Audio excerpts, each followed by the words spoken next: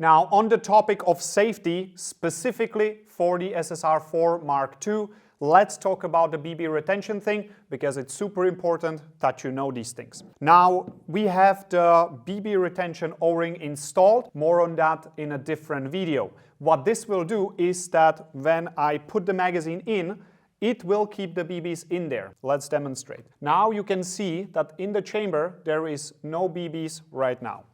Let's put the magazine in with BBs.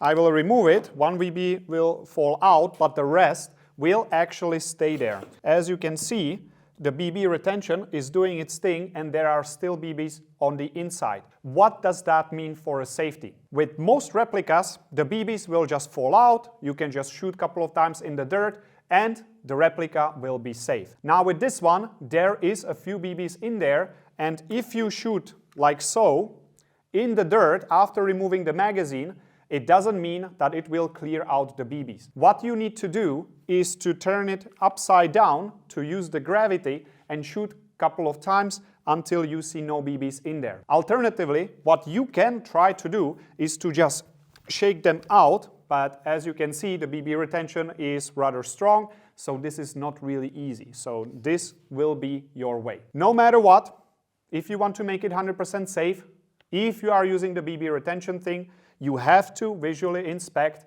and you have to get the BBs out. Now, as an additional step, it's a good idea to also disconnect the battery. All right, now you know, please stay safe.